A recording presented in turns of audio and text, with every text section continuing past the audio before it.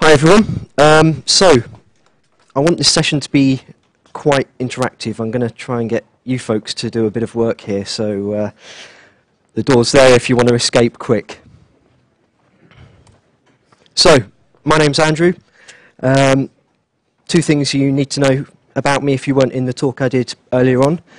How to contact me to send me questions, flames, bug fixes, whatever. Second thing is, I'm open source manager for the Limo Foundation. Hands up, who knows what Limo Foundation is? Okay, all right. So Limo Foundation is an organisation that's creating a middleware open source Linux platform for mobile phones. And it's been going since 2007. It's got very diverse membership across the entire ecosystem of across the entire mobile ecosystem, including chipset manufacturers like Texas Instruments, handset manufacturers like NEC, Panasonic, Samsung, LG, software companies like Opera, Mozilla, network operators like Vodafone, Orange, and so on. However, everything I say in this room, entirely my own ideas, my own thing, nothing to do with Limo. So, hands up, how many of you have got a Linux-based mobile phone? Okay. Yeah, so raise your hand if you had a Linux-based mobile phone this time last year. Year before that? Okay, before that? Hardcore.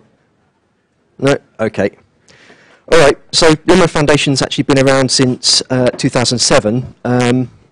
Some of our members have actually got experience of building Linux-based phones going back to 2002 or so.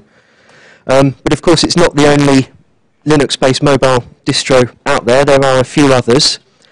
But it's still a relatively sparse landscape compared to the desktop Linux world, where you've got seemingly hundreds of distributions. This is pretty much what you've got in terms of mobile or mobile-based distributions at the moment. Don't know if I've missed anybody.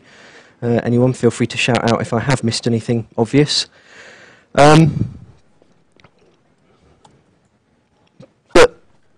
Not everyone seems to be building mobile distributions, and it's a bit strange why there's so few mobile distributions out there.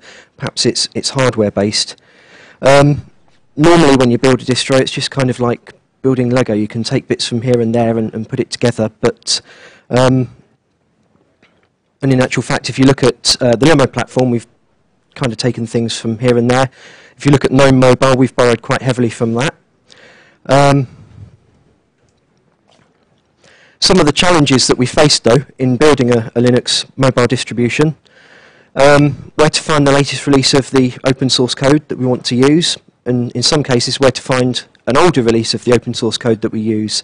When you're building mobile phone platforms, you're typically building a mobile phone over the course of a couple of years. So if you think back to, I don't know, 2007, 2008, that's the code that is probably going to be in a lot of mobile phones today. Finding the source code is a challenge. Finding the license that covers the source code is a very big challenge. And actually making sure that you're compliant with the license is a bit of a problem from the mobile perspective. Another challenge is reference hardware from both a platform developer point of view, but also from an open source developer point of view. I had a question in an earlier talk, which was basically, where is the open hardware to go with the open operating system? No one really, apart from OpenMoko, have produced open hardware, so you're not likely to see an open piece of hardware from perhaps Samsung or NEC or Panasonic anytime soon. So how can you build a software platform if you don't have the hardware to build on? And how can you make the phone hardware if you don't have the software? It's a real chicken and egg situation. One solution might be to look at things like BeagleBoard. Although one of the problems that I found is they can actually be quite tricky to track down. So for several weeks when I was trying to get hold of one, the websites where I was trying to order them from were continually saying they're back ordered and you'll have to wait. And in perfect timing for this session, my Beagle board shipped to me today, which is not a big help.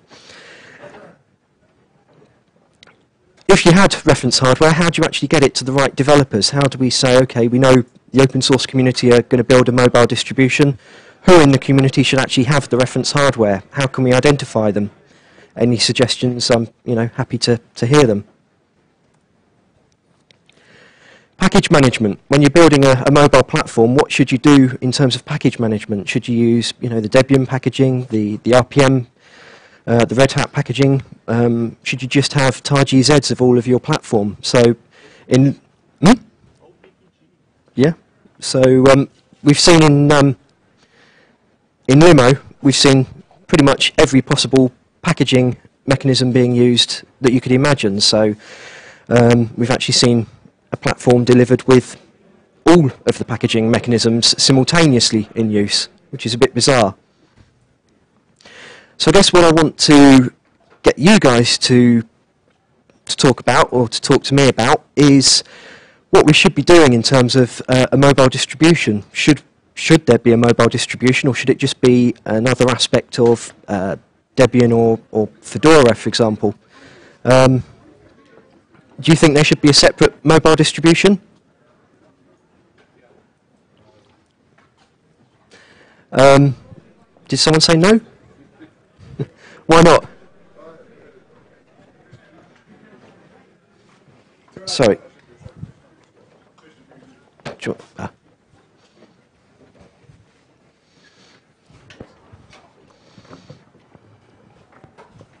So a lot of the things that distribution does is policy-based, and for a mobile phone, the policy is going to be different for just about every handset that gets created.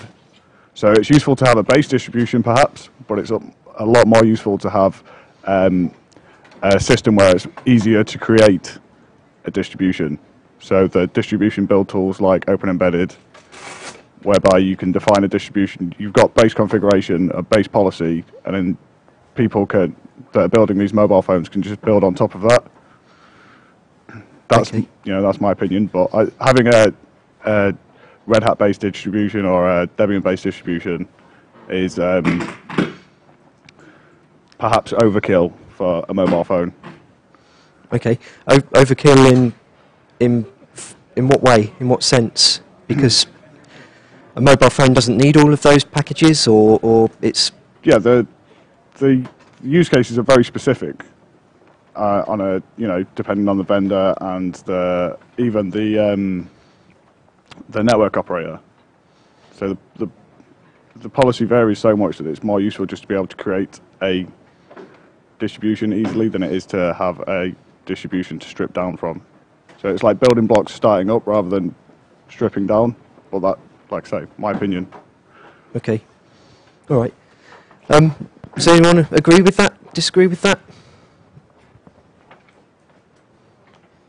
Well, go for it, Dave. Oh, sorry. I have to say, why not concentrate on where the mobile phone differs from the bog standard laptop or desktop, i.e. use the small screen? Yeah. Which, having recently acquired this, is what Nemo have done. And, yeah. Should anyone else be focusing on anything other than that, really? True, yeah. One of the problems with focusing on mobile devices is that you can't just, or it's a lot harder to sort of build.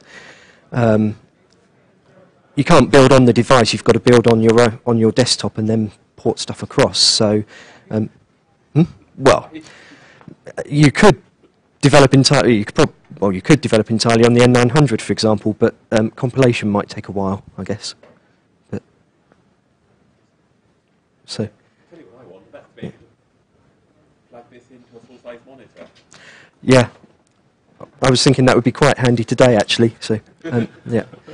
So, Dave, do you want?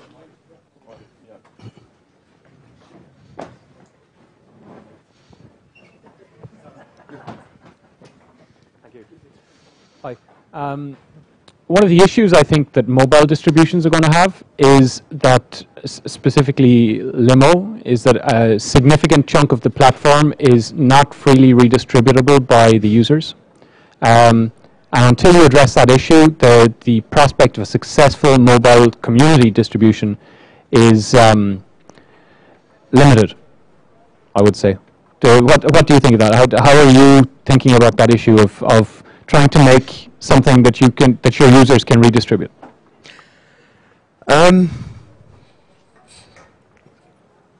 Yeah, okay. Thanks for that question.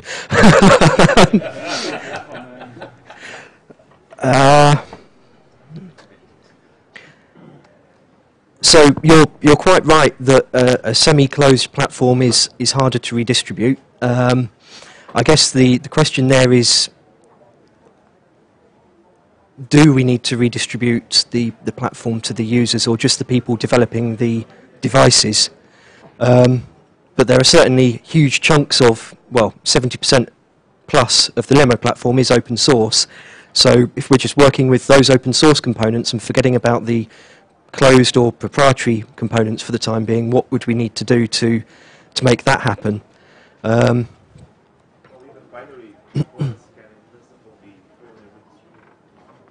Yeah. Give you the same level of flexibility. Sorry. You don't get the same level of flexibility in changing them. You can put something bigger and share it without having to ask permission, which allows you to put something. Yeah, yeah. I mean, I don't disagree. There are enormous benefits to having an entirely open platform, for sure. But this is more, rather than looking at Limo specifically, in a mobile platform in general, what are the sorts of things that we should be looking at? So there's discussion of sort of a policy-based approach, whether it should be stripped down or not. As a developer, although not a core developer, So do you want to just hang on for the microphone? as a developer, Doesn't seem to be. I'm not the core developer on SHR distribution that is working for OpenMoko, but I participate a bit, and I wrote an identity application for it. So basically, what I would say there is that how can that be a question? Of course you want it to be redistributable for everyone, because the inventions will not come from a centralized or from the vendors, but from every free software developer all over the world that can actually build an application. So basically, to me, that is not a question. It's a matter of fact, and everything otherwise will just result in iPays. Yep. Yeah, I actually completely agree, and this is where the I'm not speaking for my employer bit kicks in. So as an open source person, I totally agree. If you want a platform to be widely adopted, it has to be open. And if you want to benefit from, innovation and bug fixes and so on, it has to be open. So openness is a given requirement for a mobile platform. So moving on from that, are there other things that we should be seeing in a mobile platform? Sorry, I'm losing my voice. Anyone?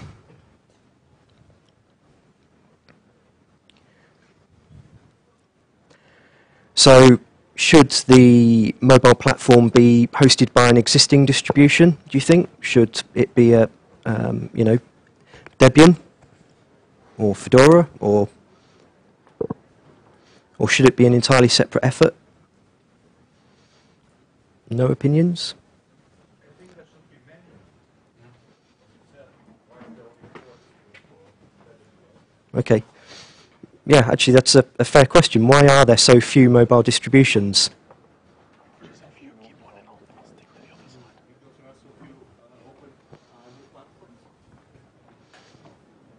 Yeah, could be, I guess.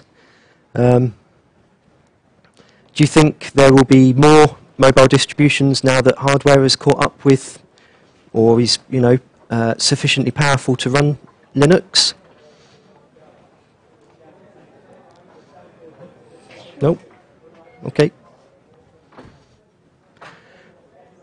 So are there any other things that you would really like to see in an open mobile platform? Yeah. So. Before I speak, I have a small request. Can the microphones be turned up a bit? Because there's a consensus on IRC that we can't hear a thing. Ah. Is it this microphone or? Yeah, well, okay. It's both the microphones. Oh, it's on maximum on here. It's on, yes. Ah, okay. Okay. As far as open platforms go for Linux mobile distributions, one company I've found that's been doing it well recently is Palm.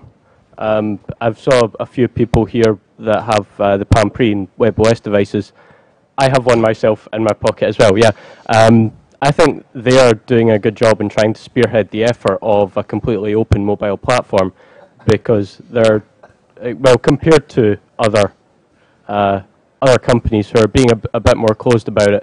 I remember reading recently about Android, for example, that wasn't completely open because of certain components, although I'm not an Android developer.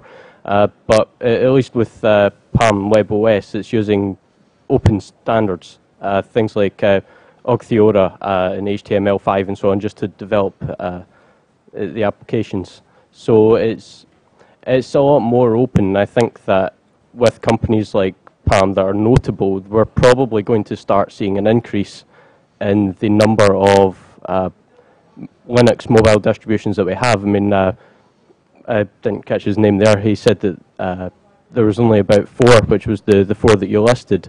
But I do think that's probably going to start increasing pretty soon. Okay. So would you expect Palm to open up their platform as well? Well, their platform already is very open. They provide a number of developer tools to just access the raw Linux platform that's underlying. They don't try and hide behind the APIs and SDKs that they provide. They do allow you to just do what you want with it. They basically provide developer tools and say, there you go, have fun. And we're probably going to start seeing more of that. Although that's more to build on top of the platform. There's that's not so much to actually work on the platform itself, is there? So it's, you can't go and download the Palm WebOS source right now and compile it yourself and flash it onto a Palm phone. That's true, yeah, but I'm hoping that it's going to evolve a bit, and we're going to see, like I said, other companies try and follow suit. And because Palm are taking the first step and allowing end users to access the operating system that their phone is running on, which is perhaps a bit more important than developers just accessing it, because developers have been able to do that in all platforms for a long time. For the end user to have that much access to their own operating system, it's probably going to start leading the way to a truly open Linux mobile platform. Okay, that's a good comment, actually, an interesting thing. And do you think the users are more interested in the platform because of the use of open standards and the openness? It's probably not many users who would consider an open platform to be a selling point. Obviously, developers would consider that to be a selling point. As far as end users go at the moment, they don't really care all that much. But in the Mozilla talk earlier on, it was being said that we need to start giving users choice. We need to start informing them of their options. And that's something that can translate over into mobile platforms as well. Okay, all right. One of the guys there was shaking his head about Palm opening the code, I think. Yeah, someone was laughing at me. Ah, okay. Lots of people were laughing at me. What's your view on, well, not just Palm, but other mobile companies opening up the source to their platform? Okay, I'm open embedded developer, and so I was first impressed as I read someone the first WebOS images was available, and someone looked into it and said, oh, we used open embedded to build the whole thing. So I was a little bit impressed, but when But when the story goes on, and as you know, Harald Welte has to made some pressure, so we open up the patches and the sources we already have in Open Embedded because of the GPL violations. Okay. Okay. So I don't think we will open some more of the stuff. We even don't give us something back. Open the reef site, we only put the sources and the patches we already have in Open Embedded on the sites. Okay. So are you saying that publishing the source and patches is not enough? They should do something more? What should they do? I don't know what that extent is. If you can get a root shell on a primary, I don't know. Okay. So yeah, you can. Yeah. If I may, Okay. I believe Choi has also said put on his blog something about Palm actually having a backdoor on a Palm Pre or something. I don't recall the exact details, but there was something nasty going on there with Palm doing stuff they really should be doing, and he blogged about it and it got in the press and then they changed it. I don't recall the details, but it was pretty nasty. So Smartphone people are trying to port the platform into the free smartphone. People are trying to port the free smartphone infrastructure to the Palm the Palm machine. So basically, you can use the phone and free software stack completely, but it's still on infancy. So we need your help. Okay. Yeah. So one of the things that Limo has just done is published a list of all of the open source that's used in the Limo platform, and one of the things they're starting to, or we will be starting to do, is publish patches. But is there anything further that could be done to help the open source community from that point of view, other than opening the rest of the source, which is not an option?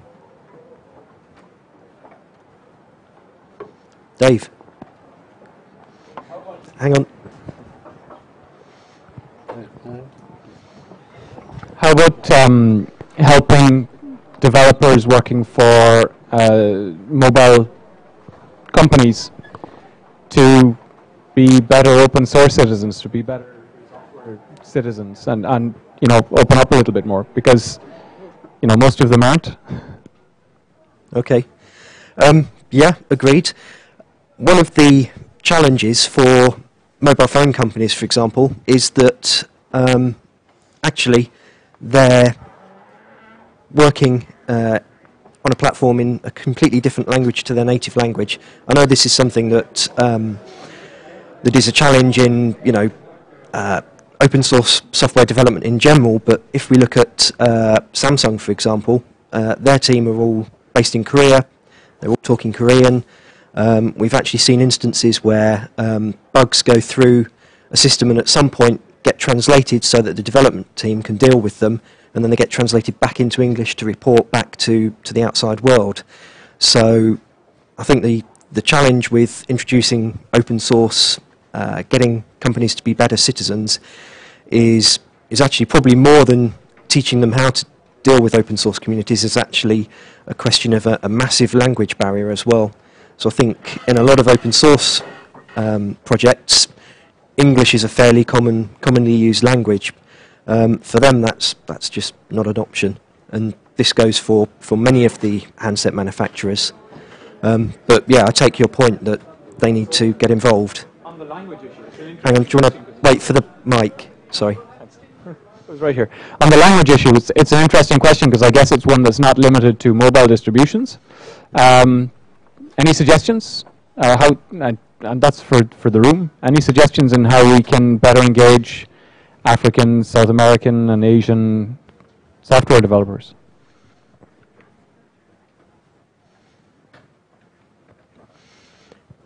Anyone? Any ideas on how we deal with the language barrier in facilitating open source and open platforms?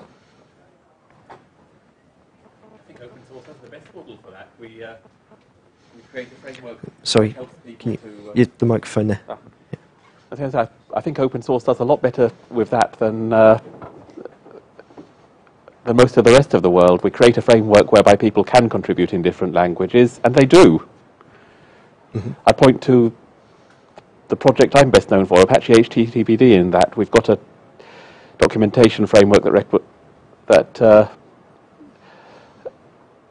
encourages translations, and periodically we get one, then and it drops on us completely out of the blue sometimes. Likewise, if you have a book, you suddenly hear on the grapevine that someone has translated it. Yeah. And this is happening in the world. It's all it's a model not unlike the open source model of software that once you've written something, people will work on it. Yeah. Yes, the actual development community happens in English, which we do, and which is still a barrier. I guess what I'm trying to say is I thought about this in some depth when I got someone asked out of the blue completely, asked me to write, would I do an intro for the Chinese translation of my book? Right. And I thought, so I wrote something about what an honour it was to be translated into such an important new language, and probably the biggest community of non-English speakers around, and hoped we could bridge the gap for them. Yeah. Okay. Yeah. So so perhaps openness is the answer to or one answer to solving the translation troubles. Is anyone from OpenMoko here? There. No? So. OpenMoko? Sorry, I was not following. Yeah, so I was just going to say, so one of the other things, though, is that although open hardware is often considered a prerequisite for an open platform, it doesn't necessarily always work, I guess. And is it more a question that volume shipments or mass consumer adoption will drive an open platform more than the open hardware, do you think? The major problem, I think, is that there's no software that works except the Memo one. Right. I mean, I bought my OpenMoko 2 years ago. We ported Debian on it. It's not really porting. We adapted Debian on it, and still it's quite difficult to use Debian on it, as well as SHR. Sometimes you miss some calls, sometimes the phone doesn't respond anymore. I never use anything other than the OpenMoko. But at least the OpenMoko is available for everyone. So yeah. It's not I don't think it's a problem of the platform itself.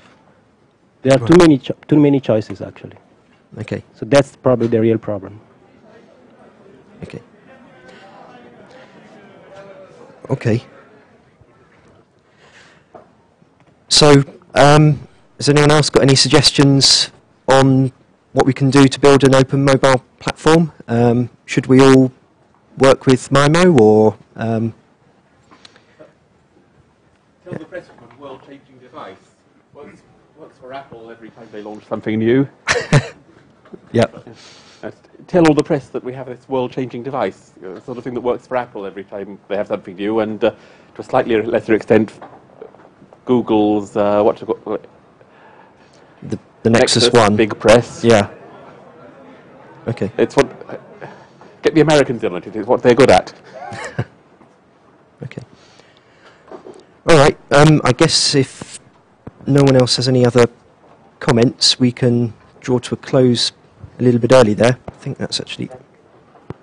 Yeah. So. So yeah, I guess basically, open hardware is not necessarily the solution, but it does enable certain freedoms. An open platform is a good thing. Open standards on the open platform is even better. And if anyone's got any suggestions on how we can actually facilitate more open mobile distributions, then please give me a shout and tell me what we can do. So actually, I've got a question for you. Obviously, with if you're trying to reconcile the entire Linux distribution, create one standard for all these devices, you do need to be concerned about different chips, different display resolutions, different keyboard, different interrupts, all sorts of differentness. Yeah. What have you guys done to, say, create the database, or sorry, the device dependent and then device independent layers, so that I see you're building a standard interface through all these different devices, right? Sort of, yeah. So that's a good point actually, because the whole device independence or working on multiple different types of hardware has been kind of solved in the desktop world by having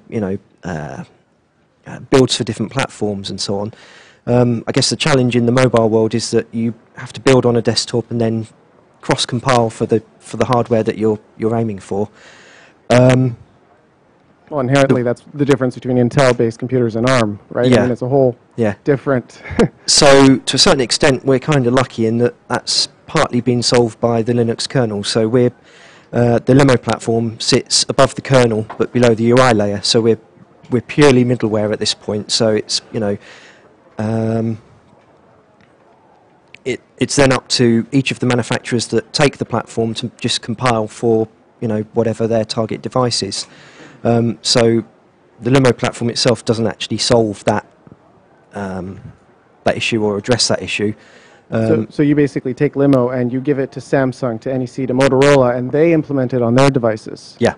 Oh, okay, so you replace the software layer that they've poorly developed with a standard one. Okay. And then if they do anything that's specific to their device, the expectation is that they would then contribute that back so that others using similar chipsets, for example, could benefit from that. Okay. Does that actually happen? It's early days yet. So theoretically, the Palm Pre could be supported by Limo. Palm could come along to us and say we'd like to use your operating system, and we'd be happy to help them. That'd be great. Okay, all right. If there's no other questions, I'd just like to say thank you all, and